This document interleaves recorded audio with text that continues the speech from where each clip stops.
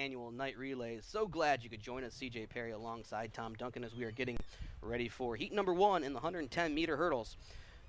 Javian Dildy from Bowsher, Isaac Edwards from St. John's, Anthony Pisanti from Bedford. He's quick, seed time 15.30. Connor Williams from Defiance, Henry Schott in lane 6, lane 7, Chris Berner from St. Francis, Hassan Williams from Springfield in lane number 8. I've watched Pisanti run a few times, got to see him at the Gold W. We saw him last week at Springfield Dunk, and he's a strong runner too. He's also a good middle distance runner. He's kind of one of those guys you can almost plug in to different events. And that's unusual, because mostly a hurdler will spend most of his time working on his steps. Look for them. Look for the good ones to take 3 steps in between each hurdle, maybe 4. All right, guys are now settling into their blocks, and we are getting ready to go. Nice strong tailwind with them, so we'll see some good times, I'm sure.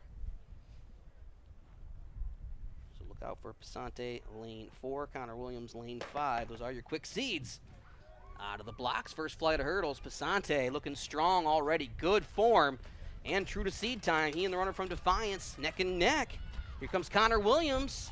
It's Pisanti and Connor Williams, and Pisanti, I think he's got him at the line, so both those gentlemen will be advancing. We'll have to see what their times are later on. But Anthony Pisanti, strong out of the blocks, strong and consistent. Yeah, and good, good steps.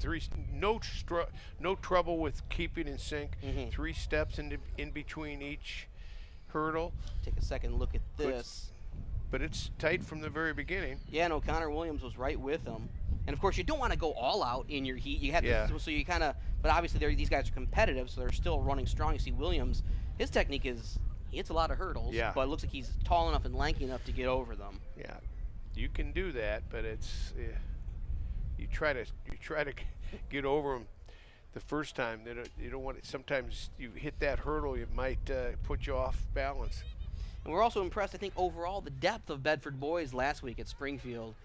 Just throughout, good distance runners. You got Pisanti, you've got some strong runners throughout. I think if you have that big school district, you can kind of afford that and get a lot of numbers. Yeah, and then if you've got a decent field events with the shot put, the long jump and the high jump, you get pretty good, because a lot of